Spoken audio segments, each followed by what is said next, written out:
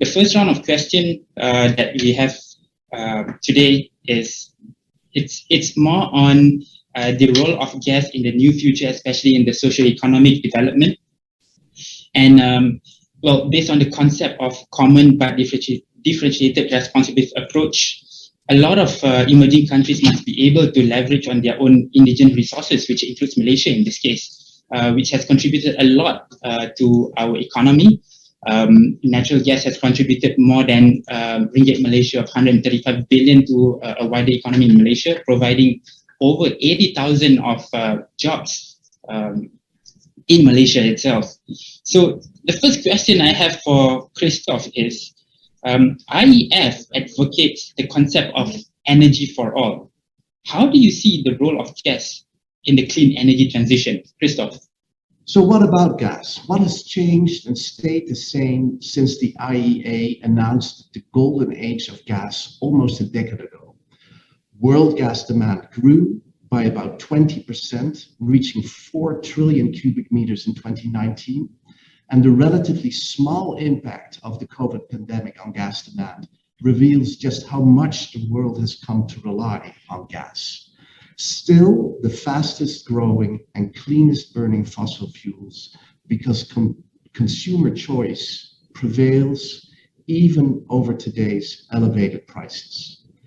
Gas demand growth has accelerated coal to gas switching and reduced carbon emissions by an estimated 600 million tons over the same period. So though policy views on the green credentials of gas evolve, consumers continue to choose for gas that facilitates access to modern energy, clean cooking services, improves lives, livelihoods, and jobs. Dr. Jen, you're in Australia. Would you wish to expand the role of natural gas towards a clean energy transition? What is your view? Its role in firming up a reliable energy source is crucial to society and the economy, but it also plays an important role in reducing air pollution and limiting emissions of carbon dioxide. Gas plays an important role in supplying an affordable, reliable source of energy, but it can also help achieve climate goals. Gas in all its forms is not only efficient, flexible and affordable, but it's also helping to protect the climate without weakening economies. We must combine environmental protection with economic sustainability, or we will lose both. The gas industry has the will and the technology to advance decarbonisation. We fully support net zero by 2050, and many industries are already working in partnership with the renewable sector. We are supplying the market with affordable natural gas and developing new products to ensure that they contribute and enable climate neutrality. The gas industry has been the backbone of people's lives for decades and will continue to do so for decades to come, just in a more varied way and with a focus on achieving net zero targets. Probably this is more for Dr. Renato. In last week's session at the Asia School of Business, Professor John Sturman mentioned that, if I'm not mistaken, that while recognizing the need to have differentiated responsibilities, it is cheaper for developing countries to manage their emission right now versus the cost of adaptation. So I would like to ask, in your view, how do we balance the responsibility of the developing countries to continue its development and being responsible at the same time in managing emissions? Dr. Renato. The bigger point, and I will leave that question to my fellow panelists as well, is that there is an open question. Is natural gas a legacy fuel or the fuel of the future?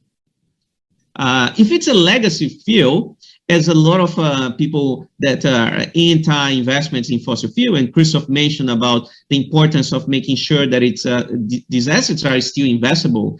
If it's a legacy fuel, you just get bundled in the divestment campaigns. In a lot of the same companies and the same skills and the same assets are used to explore and extract oil and gas.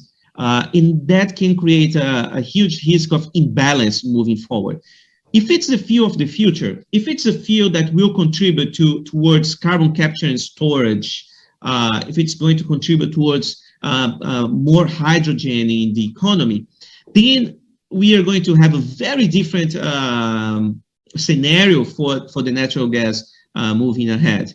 In fact, Fik, that's the hardest job. If you go to a fortune teller, you're from the energy industry, you go to a fortune teller and then ask, okay, what's going to happen with natural gas? It's the hardest main source of energy to predict moving ahead. If you read the latest World Energy Outlook from the International Energy Agency, that's the field that they have the highest divergence. It really depends. We know that crude oil will reach a peak. We know that coal, there's no more space in the world, in a world that is decarbonizing. But natural gas, it's kind of an open question, and everything that comes with it, which I'm happy to talk more about it.